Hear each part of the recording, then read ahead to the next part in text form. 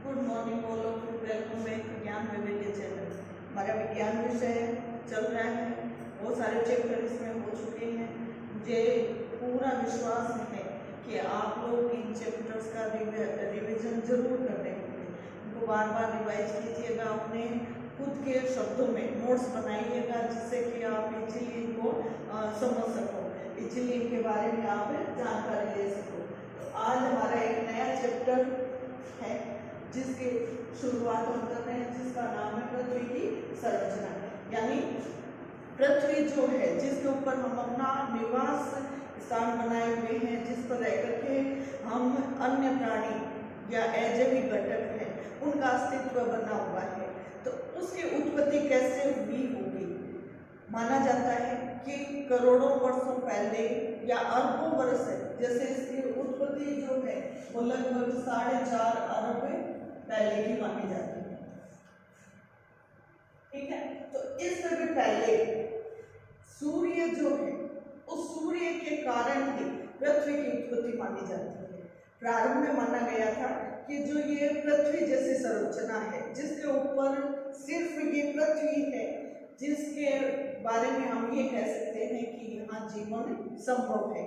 बाकी जो ग्रह हैं उन पर जीवन की स्थिति बनी रहे, ऐसे कोई साक्ष्य नहीं जुटाए गए हैं।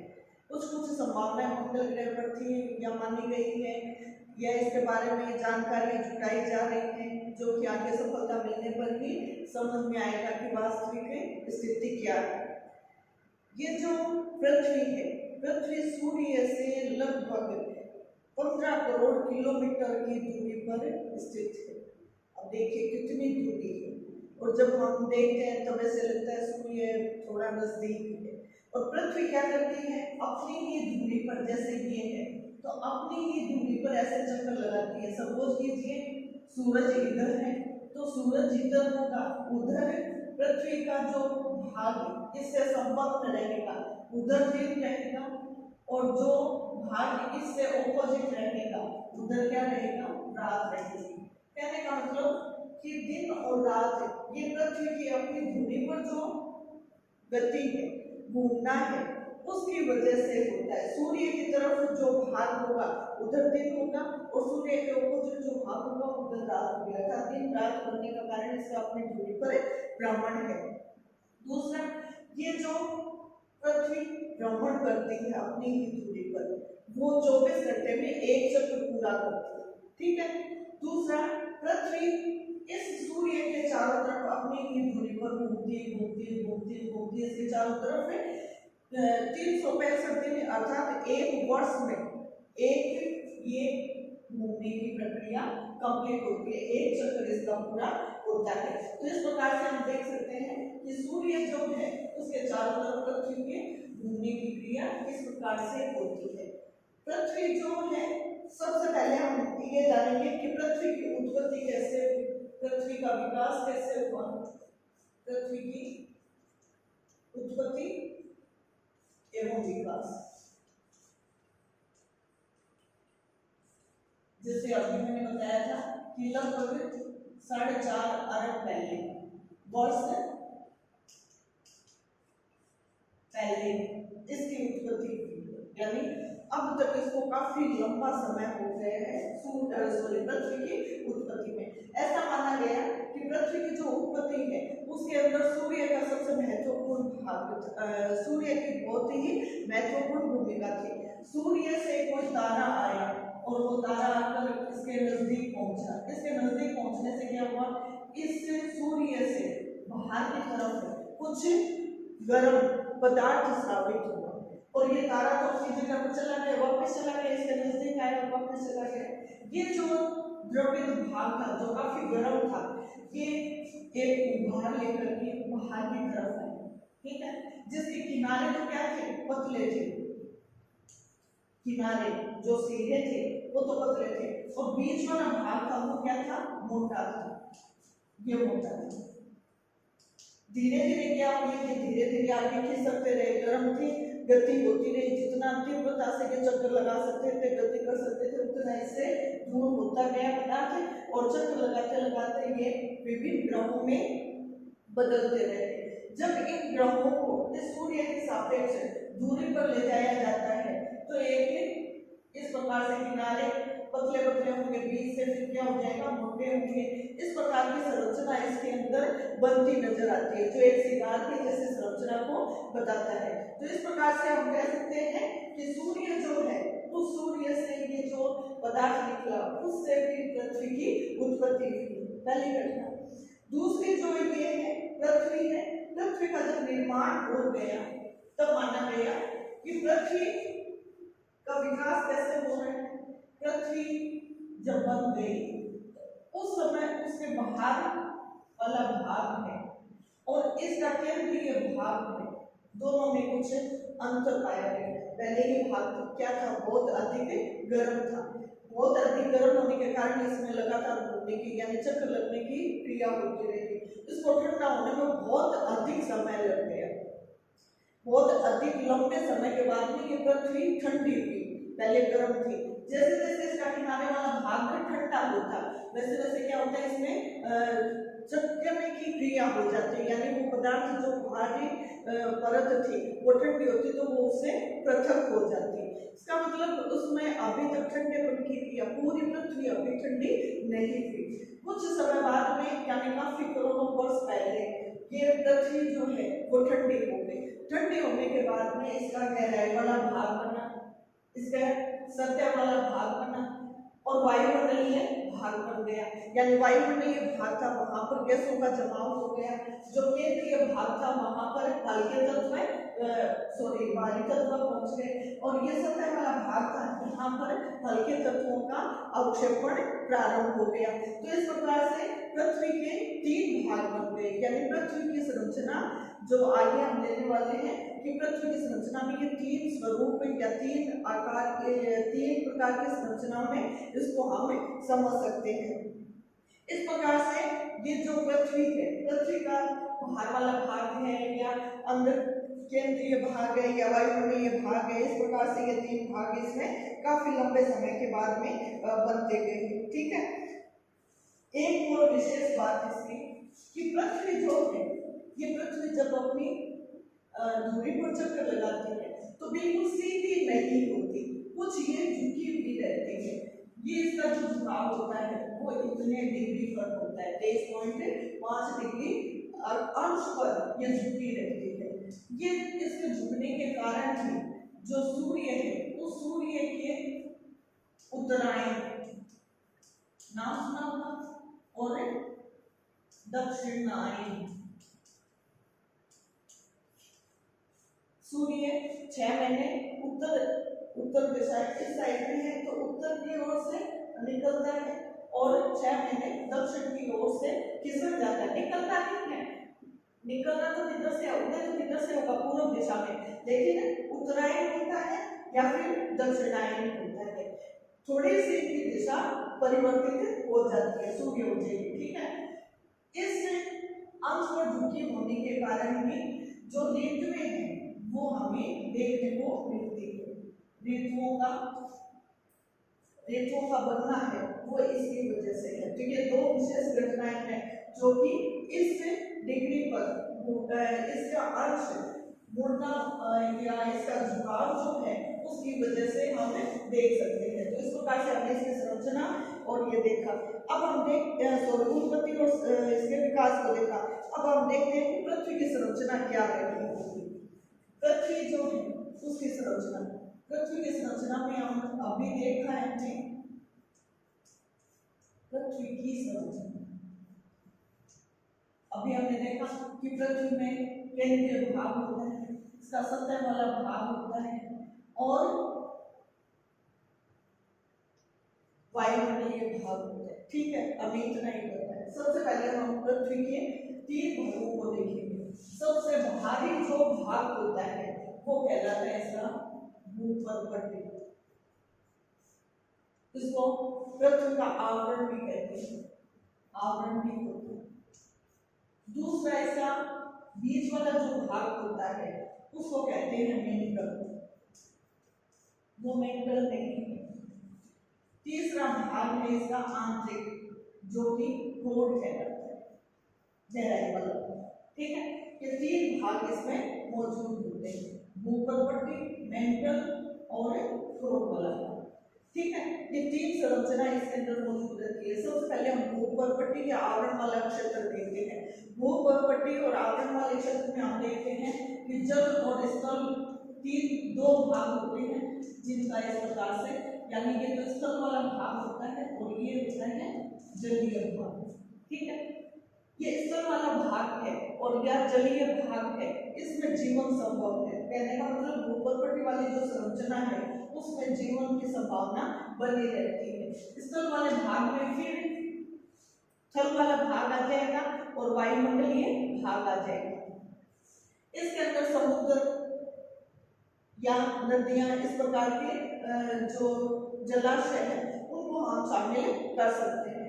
स्थल वाले भाग के अंदर भूमि वाला भाग है, मैदान वाला है, रेगिस्तान वाला है, इस प्रकार के जो क्षेत्र है उसको हम इसमें शामिल करते हैं। तो इस प्रकार से इस भूपर्पट्टी को दो भागों में डिवाइड किया गया है। मेंटल वाला जो भाग होता है वो इस भूपर्पट्टी से नेक्स्ट वाला भाग, यानी पृथ्वी तल से नीचे वाला भाग होता है, जिसके अंदर मेंटल वाला जो भाग होता है इसके अंदर आयरन और मैग्नीशियम तत्व पाए जाते हैं और इनकी मात्रा भी इनसे काफी अधिक होती है। कहने का मतलब ये मेटल से भरपूर क्षेत्र हम कह सकते हैं। जब खनन का कार्य होता है तो विभिन्न प्रकार की धातुएं इससे प्राप्त होती है। तीसरा भाग होता है अंदर वाला क्रोड। क्रोड वाला जो भाग होता है उसमें दो क्षेत्र बन जाते हैं, एक तो बाहरी क्षेत्र जो कि तरल होता है, यह बहुत ज्यादा गर्म रहता है, और एक अंदर वाला होता है जो कि ठोस भाग होता है। ये क्रोड वाला भाग होता है, इसका जो टेम्परेचर होता है वो इतना डिग्री होता है, 7000 डिग्री सेंटीग्रेड का टेम्परेचर लिया हुआ होता है। ये क्रोड वाला भाग इतना स्पीड से गति करता है इस टेम्परेचर के कारण कि इतनी तो वो पृथ्वी भी जब गर्म थी उस समय उसके अंदर भी ऐसी गति नहीं होती थी।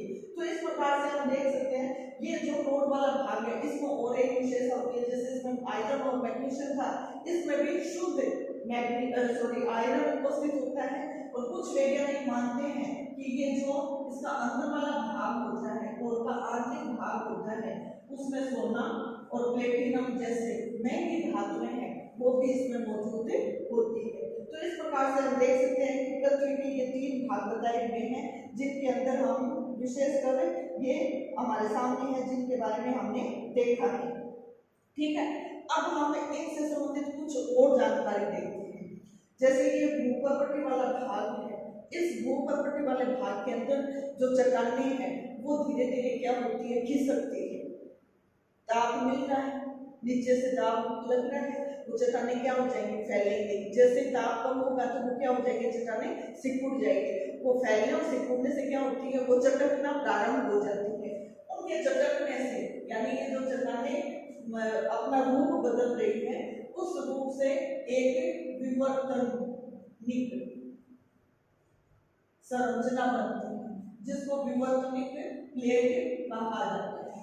ये इस भूपर्पट्टी में 29 की संख्या में पाई जाती है, जिनके अंतर्गत हम 6 को महत्वपूर्ण स्थान देते हैं। ठीक है, 6 जो होते हैं उनके बारे में ही विशेषकर हम इनकी जानकारी जुटाते हैं। ये विवर्तनिक जो प्लेट होती है इनके कारण ही भूपर्पट्टी जो है उसके अंदर जैसे समुद्र है या गहरे तालाब है या फिर महाद्वीप है, मैदान है, रेगिस्तानी क्षेत्र है, घाटियां हैं, पहाड़ हैं, इन सब का निर्माण इन्हीं की वजह से होता है, जो कि ये दो विशेष संरचना लिए हुए हैं। विवर्तनिक प्लेटें जो होती है उनके कारण, उसमें हम आगे देखेंगे कि किस प्रकार से इसकी पृथ्वी संरचना में कैसे हम इसको शामिल करते हैं विवर्तनिक घटनाओं के माध्यम से। दूसरी जो ये पृथ्वी है, इस पृथ्वी के पास में कोई एक ऐसा पिंड आया, वो इससे टकराया, टकराने के बाद में उस पिंड को ये माना गया कि उससे चंद्रमा की उत्पत्ति हुई। ठीक है, यानी एक जो पृथ्वी है, पृथ्वी का एकमात्र उपग्रह जिसको क्या कहा, प्राकृतिक ग्रह जिसको क्या कहा जाता है, चंद्रमा कहा जाता है, उसकी उत्पत्ति इसी से मानी गई है। तीसरा, पृथ्वी को भी विभिन्न प्रकार के जैसे उल्काएं होती है वैसे ही इसको एक उल्का के रूप में माना गया है। ठीक है, ये इससे संबंधित कुछ महत्वपूर्ण जानकारियां थी। अब हम लेते हैं कि पृथ्वी जो है उसके ऊर्जा तंत्र, यानी पृथ्वी के ऊर्जा तंत्र क्या है। अब यहाँ पर हमारे सामने ये चीजें रहती है, विवर्तनिक प्लेट जो है उसी से संबंधित हमारी जानकारियां रहती है, जिनको हम ध्यान से अध्ययन करेंगे कि इनका संबंध भूकंप से भी होता है, ज्वालामुखी से भी होता है, विभिन्न प्रकार के तूफान साइक्लोन वगैरह आते हैं, वो सारे इसी से जुड़े हुए हैं। तो अब हम लेते हैं पृथ्वी के ऊर्जा तंत्र। पृथ्वी के ऊर्जा तंत्र,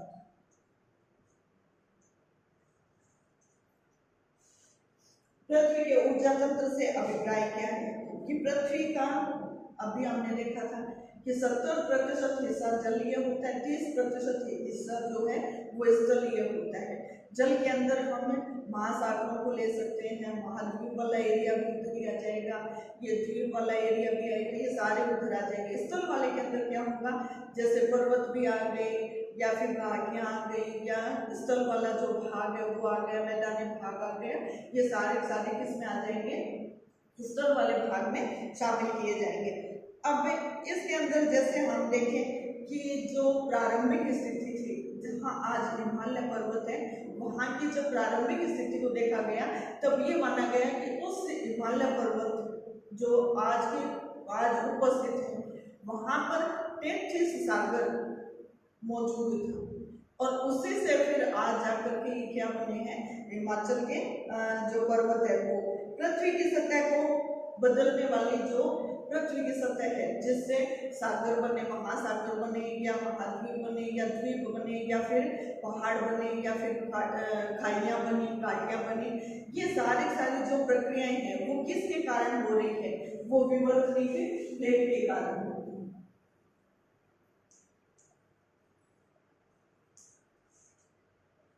प्लेट जिनको अब हम क्या कहेंगे, शक्तियां कहते हैं। ठीक है, ये शक्तियां विवर्तनिक प्लेट या शक्तियां हैं, जिनके कारण ये विभिन्न प्रकार की इसमें परत बनती है। ये जो शक्तियां होती है इनको हम दो भागों में बांटते हैं। एक तो होती है आंतरिक विवर्तनिक शक्तियां, ठीक है, और दूसरी है बाह्य विवर्तनिक शक्ति।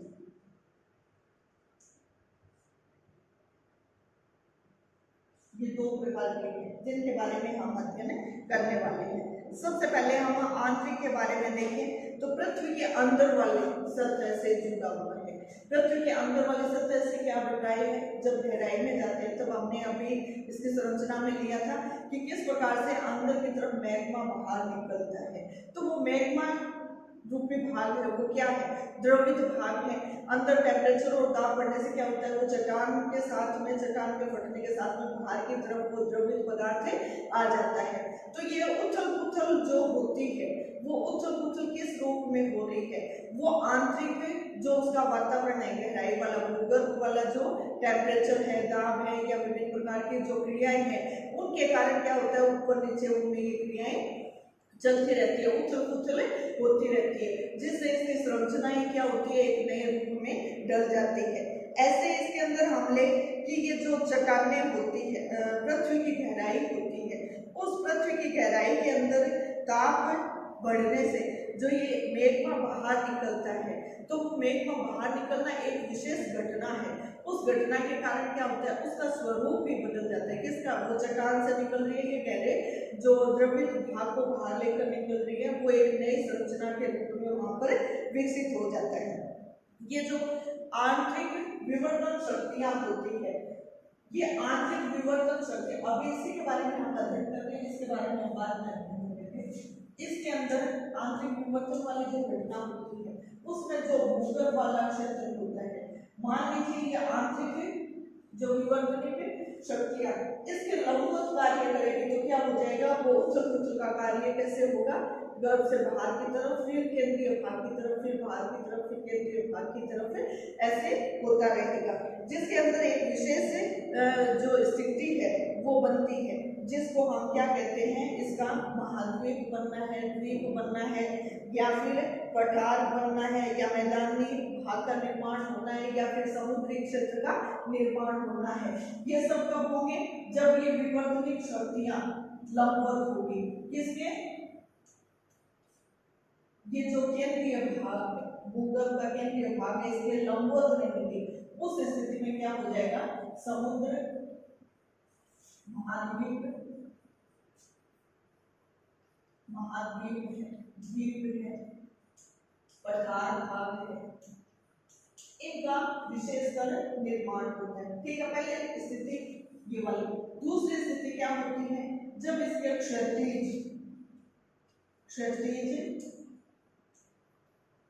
या आंतरिक विवर्तन शक्तियां रहती है, तब यहाँ पर क्या होती है, तरंगे उत्पन्न होती है, यानी तरंगे, लहर से ऐसी स्थिति उत्पन्न हो जाती है। ये लहर से स्थितियां बनती है, उसके फलस्वरूप क्या होती है, जैसे लहर बनने का मतलब क्या हुआ, कहीं पर पहाड़ बन गए, कहीं पर ये खाई यानी घाटी आ गई, पहाड़ बन गए, घाटी आ गई। तो ये इसके क्रिया से, तरंग का मतलब भी यही हुआ कि इससे क्या हो गया, घाटियां और पहाड़, इनका निर्माण हो जाता है। ठीक है, तो इस प्रकार से हम देखते हैं कि आंतरिक विवर्तन शक्तियां जो है वो कैसे अंदर से उथल पुथल करती है, जिसके कारण ये दो प्रकार की संरचनाएं हम देखने को मिलती है। तो इस प्रकार से हम कह सकते हैं कि पृथ्वी तल में उथल पुथल के कारण, गहराई में उथल पुथल के कारण ये पर्वत है या सागर है, इन सब का निर्माण हुआ है। अब हम लेते हैं कि ये जो आंतरिक विवर्तन शक्तियां हैं वो किस रूप में हमारे सामने आती है। सबसे पहले हम लेंगे ज्वालामुखी। ठीक है, आंतरिक विवर्तन शक्तियों के बारे में भी अध्ययन करते हैं। इसमें सबसे पहले जो घटना है इसको हम बाद में देखेंगे। इसके अंदर सबसे पहले हम लेते हैं ज्वालामुखी। आपने नाम तो सुना होगा, ज्वालामुखी, वोल्केनो जापानी शब्द है। वोल्केनो का मतलब एक ऐसा विनाशकारी एक पूरी का नाम माना जाता है जापान में, जिसको इसके बारे में कहा गया, इसको वोल्केनो नाम दिया गया। वोल्केनो का मतलब एक रोमवासी ने दिया था, पाताल पूरी का मार्ग, पाताल में जाने का मार्ग। ठीक है, वोल्केनो होता क्या है इसके अंदर कि नीचे पृथ्वी तल पर जब दाब लगता है, आंतरिक विवर्तन शक्तियों के द्वारा ये घटना होती है कि अंदर दाब बढ़ जाता है, ताप भी बढ़ा हुआ है। तो उस स्थिति में क्या होता है, चट्टानें जो है उनके बीच में एक लंबे पाइप के समान, ऐसे पाइप के समान है, बाहर संरचना निकलकर इसके अंदर से तरल पदार्थ साबित होता है। मैग्मा, लावा कहते हैं। ये लावा यहाँ से निकलता है, पृथ्वी के नीचे से आकर के बाहर की तरफ से उत्सर्जित होता है। पानी वाले क्षेत्र में भी हम देख सकते हैं, जलाशय जहाँ होते हैं ना, सागर, वहां पर भी इस घटना को देखा जा सकता है कि चट्टानें जो होती है उन चट्टानों से ऐसा लिक्विड पदार्थ निकलता है अंदर टेम्परेचर बढ़ने से। तो ये लावा जैसा पदार्थ बाहर की तरफ आएगा। अब बाहर जब ये लावा आएगा तो क्या करेगा, आसपास के क्षेत्र के तापमान को बढ़ा देगा, उस क्षेत्र की वनस्पतियों को नष्ट भी कर सकता है, दुष्प्रभाव है। लेकिन इसके साथ साथ में क्या होता है, जब ये लावा बाहर की तरफ उत्सर्जित होता है तो चट्टान का ही हिस्सा है जो बाहर की तरफ आ रहा है, तो इसके अंदर क्या हो जाएगा, उपजाऊ वाली मिट्टी भी वहां पर उपलब्ध हो जाएगी। तो इसका नुकसान भी है तो कुछ फायदा भी है। तो कृषि योग्य जो भूमि है या मिट्टी है उपजाऊ कर लिए हुए, उसकी प्राप्ति भी इसके द्वारा हमें देख सकते हैं। ऐसे ही ये जो लावा निकलता है तो भूगर्भ से कुछ तत्व जैसे बोरिक एसिड है या गंधक, सल्फर जैसे जो अवयव है, तत्व है, उनकी भी प्राप्ति होती है। ठीक है, तो इस प्रकार से हम कह सकते हैं कि गंधक की प्राप्ति होती है, बोरिक अम्ल की भी इससे प्राप्ति होती है। तो ये इसके क्या है, लाभ है। दूसरा, इसकी जो घटना होती है, ये तो पहली घटना थी ज्वालामुखी। दूसरी हमने भूकंप, भूकंप से भी सभी परिचित है, ये भी भूकंप सभी जानते हो। भूकंप क्या होता है, पृथ्वी गर्भ में होने वाली हलचल। ये तो लिक्विड के रूप में बाहर आ रहा था, और इसमें क्या होता है, पृथ्वी तल पे हलचल होने से कंपन उत्पन्न होती है। वो कंपन क्या होती है, अलग अलग पैमाने पर हम देख सकते हैं। इसको मापने वाला भूकंप मापी यंत्र होता है, मैग्नेटोमीटर बोलते हैं। ये जो भूकंप मापी यंत्र होता है, ये अलग अलग पैमाना बताता है। 4 की मात्रा संख्या को इंडिकेट करता है, यानी इसका पैमाना 4 रिएक्टर पर आता है, तो वो हल्के भूकंप के झटके होते हैं, ठीक है। और 5.5 की स्थिति आती है, तब क्या होता है कि ये नुकसानदायक होता है। 6 से ऊपर का होता है, तब भी क्या होता है, विनाशकारी होता है। और 7 से ऊपर होने पर तो क्या होता है, महाविनाशक होता है, विनाशक। महाविनाशक का मतलब क्या है, बहुत अधिक जन हानि, भवन आदि गिर जाते हैं। ठीक है, भारत के अंदर 6 भागों में इनको डिवाइड किया हुआ है। इनके 6 क्षेत्र बनाए हुए हैं। उन 6 क्षेत्रों में कौन कौन से हैं, जैसे कि 6 जो प्लेट इनमें डिवाइड की गई है, उनके अंदर हम देखते हैं कि इनकी जो गतियां हैं, विवर्तनिक प्लेट ये होती क्यों है, विवर्तनिक प्लेटें होती हैं, उनमें क्या होती है, धीरे धीरे गति होती है। जिससे क्या होता है, किनारे वाले जो भाग होते हैं वो तो क्या चटकना प्रारंभ कर देते हैं, तो उनमें उछल पुछल प्रारंभ हो जाती है। वो भाग चटक कर ऊपर नीचे ऐसे गति करते हैं, उनमें हलचल होती है। हलचल होने से वो कंपन उत्पन्न होती है। उस कंपन से फिर क्या होता है, पृथ्वी तल ऊपर नीचे या दाएं बाएं खिसकना प्रारंभ होता है, जिसके कारण ये भूकंप के झटके हमें महसूस होते हैं। तो ये जो विवर्तनिक प्लेटें होती है, इनके जो किनारे होते हैं, या ये जो शक्तियां जो हमने 26 प्लेटें ली थी, ये विवर्तनिक प्लेटें ली थी, सॉरी 29 की संख्या में। इनके अंदर भारत में 6 प्लेटों को महत्वपूर्ण बताया गया है। ये जो 6 प्लेट होती है, ये रचनात्मक कार्य भी करती है। रचनात्मक का मतलब नई संरचना को बनाना, रचनात्मक करना। ये विनाशकारी भी होती है, यानी विनाशक का कार्य भी करती है, नष्ट भी कर देती है, और विकास भी करती है। विकास का मतलब जैसे उपजाऊ मिट्टी का हमने लिया था, तो इस प्रकार से ये तीनों प्रकार के कार्य करती है। संरचना भी बना देती है, विनाशक भी हो जाती है, और नया विकास भी करने में मददगार होती है। तो इनके जो भारत में क्षेत्र डिसाइड किए गए हैं भूकंप जोखिम वाले, वो 5 भाग हैं, जिनके अंदर जम्मू कश्मीर, हिमाचल, उत्तराखंड है। ये ऐसे क्षेत्र है जहाँ पर भूकंप के झटके बहुत अधिक महसूस किए जाते हैं, क्योंकि इनमें पूरा पहाड़ी एरिया, दाब बढ़ने वाला एरिया, नीचे से उछल ज्यादा होने वाले एरिया है। इसके अलावा जैसे पंजाब है, हरियाणा है, या यूपी वाला क्षेत्र है, वहां पर क्या होता है कि ये भूकंप के झटके आते हैं, लेकिन इतने तीव्र नहीं होते। और कोई क्षेत्र, कुछ क्षेत्र ऐसे भी हैं जहां पर ये किसी भी प्रकार से ये संवेदनशील नहीं है भूकंप के झटकों को महसूस करने वाले, लेकिन ये वैज्ञानिकों की सोच थी। लेकिन स्थिति ये आई कि ये जो भूकंप वाली स्थिति थी, ये कलकत्ता के अंदर आ गई, और वो एरिया उस क्षेत्र में नहीं था, लेकिन उसके बावजूद भी वहां पर ये 1737 की घटना है, जहां पर 3 लाख से भी अधिक व्यक्तियों की जनहानि हो गई थी, मर गए थे।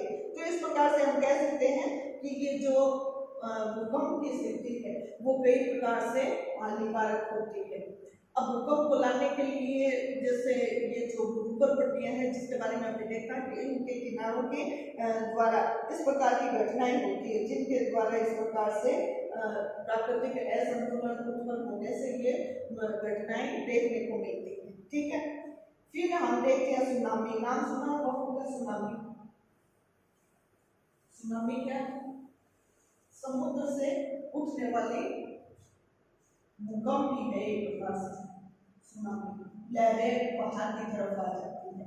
ये क्या होता है, समुद्र की जो गहराई होती है वहां से तापमान बढ़ने से वो तरंगे लहरें क्या होती है और अधिक तीव्रता से गति करना प्रारंभ कर देती है। नीचे से आता है भूकंप है ये, लगभग 5.5 रिएक्टर पैमाने से भी अधिक का मान होने पर नीचे से वो बाहर की तरफ भूकंप आता है समुद्र की गहराई से। जब ये समुद्र की गहराई से बाहर की तरफ आता है तो कई बार तो क्या होता है कि ये नीचे की तरफ ही घटना हो जाती है और कई बार क्या होता है बाहर की तरफ आती है। बाहर की तरफ आती है तो बहुत अधिक जन हानि होती है, विभिन्न प्रकार से क्षतियों का सामना करना पड़ता है। सुनामी, आप लोगों ने सुना भी होगा कि समुद्री लहरों के कारण इस प्रकार के विक्षोभ की स्थिति आ जाती है जिससे विभिन्न प्रकार से हम नुकसान को देख सकते हैं। तो ऐसे स्थिति में ये इसकी उत्पत्ति कहाँ से हो रही है? महासागरीय गर्भ से, महासागरीय भूगर्भीय जो जगह है वहां से इसकी उत्पत्ति होती है। ये जो है सुनामी शब्द ये जापानी शब्द है, जापान से लिया गया है और इसका मुख्य तौर पर जो इसका एपिकेंद्र होता है, एपिकेंद्र का मतलब क्या होता है? भूकंप को उत्पन्न कराने वाला क्षेत्र। जैसे अभी हमने भूकंप वाला देखा था, उसके अंदर भूकंप की जो स्थिति उत्पन्न होती है वो उत्तराखंड है या हिमाचल वाला, जम्मू कश्मीर वाला क्षेत्र, उत्तराखंड वाला क्षेत्र है, वहां पर हम इसको देख सकते हैं। ऐसे इसके अंदर है कि ये महासागरीय जो क्षेत्र होता है वहां से ये उत्पन्न होने वाला होता है। तो जहां पर बहुत बड़ा महासागर होगा वहां उसका एपिकेंद्र माना जा सकता है। तो इस प्रकार से ये सुनामी के बारे में हमने देखा। एक चीज जो है इसके अंदर, जो ये सुनामी आता है उस सुनामी के फलस्वरूप जो अपना भारत के राष्ट्रीय महासागरीय समुद्र विज्ञान संस्थान है गुजरात में, उन्होंने एक बंदरगाह को खोज निकाला और वो बंदरगाह कहाँ था? गुजरात के अंदर धोलावीरा नाम से जाना जाता है। उसकी खोज कर ली गई और उसकी खोज करने पर पता चला कि उसकी दीवारें मोटी थी। इसका मतलब कि वहां पर ये हड़प्पा संस्कृति से जुड़ा हुआ था। इससे अभिप्राय ये है कि उन लोगों को ये पता था कि ऐसे सुनामी जैसी घटना हो सकती है, तो उसको बचाव के लिए उन्होंने ऐसी मोटी दीवारों का वहां पर निर्माण किया हुआ था। तो ये एक बहुत बड़ी, ये बंदरगाह था, तो ये एक बहुत बड़ी उपलब्धि है हमारे राष्ट्रीय जो समुद्र विज्ञान है उस अनुसंधान का एक महत्वपूर्ण खोज मानी जाती है, जिसने एक बंदरगाह को धोलावीरा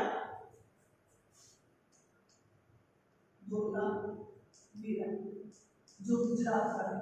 इस प्रकार के प्रश्न पूछ लिए जाते हैं छोटे वाले प्रश्नों में। गुजरात, ठीक है, ये बंदरगाह है, बंदरगाह है और हड़प्पा सभ्यता के समय का, ठीक है। इस प्रकार से इसको हमें देख सकते हैं। चौथी जो स्थिति है वो होती है सृजनात्मक व विनाशक। सृजनात्मक व विनाशक, जैसे अभी इसमें लिया था ना विवर्तनिक पट्टियां, प्लेट जो होती है वो क्या होती है? सृजनात्मक भी होती है और विनाशक भी होती है। तो चौथा जो है वो सृजनात्मक व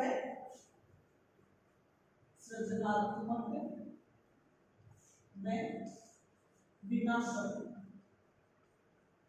बल शक्तियां,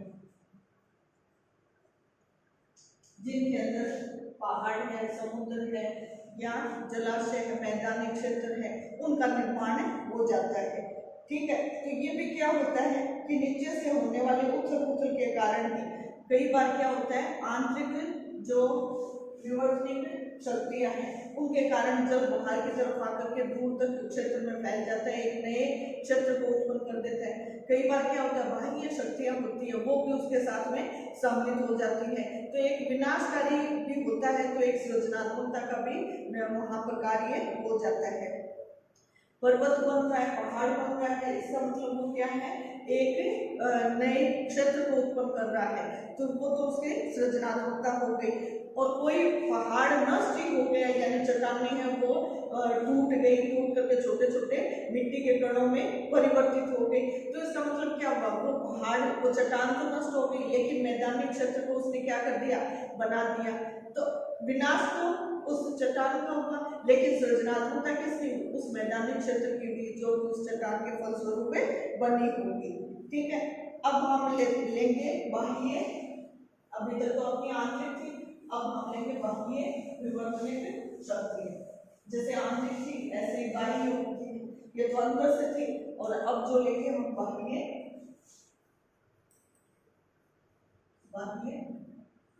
विवर्तनिक शक्ति। ठीक है, ये इसका दूसरा पार्ट। इसके अंदर हम देखेंगे कि किस प्रकार से दो प्रकार की घटनाएं होती है, एक तो अपक्षयण की होती है और दूसरा होता है अपर्दन की घटना। ये अपक्षय और अपर्दन की जो घटनाएं होती है वो कैसे होती है? अपक्षय का मतलब क्या होता है कि अपक्षय का मतलब तो हो गया कि जहां पर गति नहीं हो रही उस जगह विशेष के अंदर ही ऐसे परिवर्तन हुए, गति विहीन क्षेत्र में ऐसे परिवर्तन हुए जिनके कारण वहां पर बाह्य विवर्तनक शक्तियों ने कार्य करके वहां के मिट्टी वाले क्षेत्र को हटा दिया, या अपक्षय का कार्य कर दिया। दूसरा होता है गति के द्वारा, यानी अपक्षय, और दूसरा क्या बताया था आपको, अपर्दन। अपर्दन की शक्तियां क्या होती है कि वहां से उस क्षेत्र को पूरी तरह से हटा करके दूसरी जगह तक ले जाना, गति करवाना। एक तो गति विहीन का हो गया, दूसरा गति वाला हो गया। ठीक है, इसके बारे में हमने जो चर्चा है वो नेक्स्ट वीडियो के अंदर करेंगे। आज के लिए इतना ही। आपका बहुत बहुत धन्यवाद।